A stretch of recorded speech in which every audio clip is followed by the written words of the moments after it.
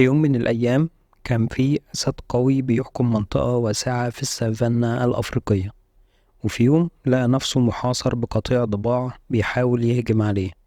الضباع كانوا كتير جدا وبيحاصروا الأسد من كل ناحية، لكن الأسد ما استسلمش، وقف وواجههم بشجاعة.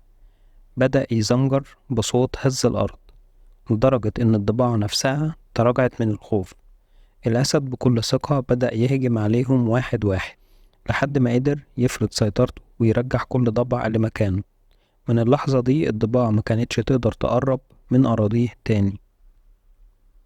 الأسود مش مجرد حيوانات فردية، هما بيعيشوا في مجموعات اسمها الزمرة، وده جزء من سبب قوته. الزمرة بتتكون من أسد واحد أو أكتر من الذكور مع مجموعة من الإناث والأشبال. كل فرد في الزمرة ليه دور معين.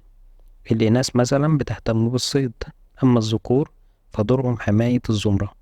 في يوم واحد من الأسود الكبيرة في زمرة معينة لقى نفسه في مواجهة مع مجموعة من الأسود المتنافسة. بدل ما يقاتل لوحده لقى دعم من أفراد زمرته اللي جم يحموه ويساعدوه في القتال.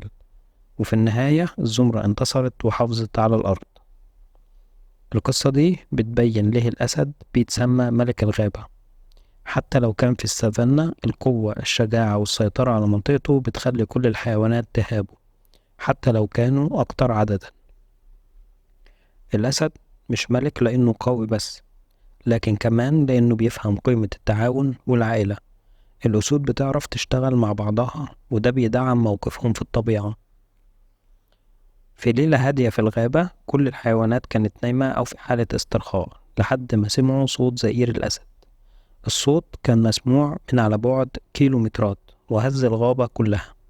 الحيوانات كلها بقت في حالة استنفار، لأنهم عارفين إن الزئير ده علامة على وجود ملك الغابة، وإن اللي بيدخل منطقته لازم يستعد للمواجهة.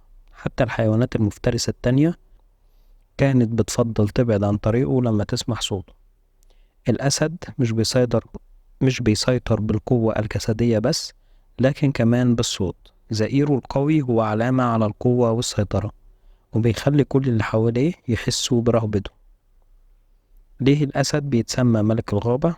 مش بس عشان قوته الجسدية أو سرعته في الهجوم، لكن كمان عشان شجاعته، سيطرته على منطقته، وتعاونه مع عائلته. الأسد بيملك القوة والهيبة اللي بتخليه يحكم الغابة، وزئيره بيفكر كل الحيوانات بمين اللي بيملك المكان. على الرغم من وجود حيوانات أقوى وأسرع منه، لكن مفيش حيوان عنده نفس الهالة والاحترام اللي بياخده الأسد. عشان كده بيستحق يكون ملك الغابة. شكرا، سلام.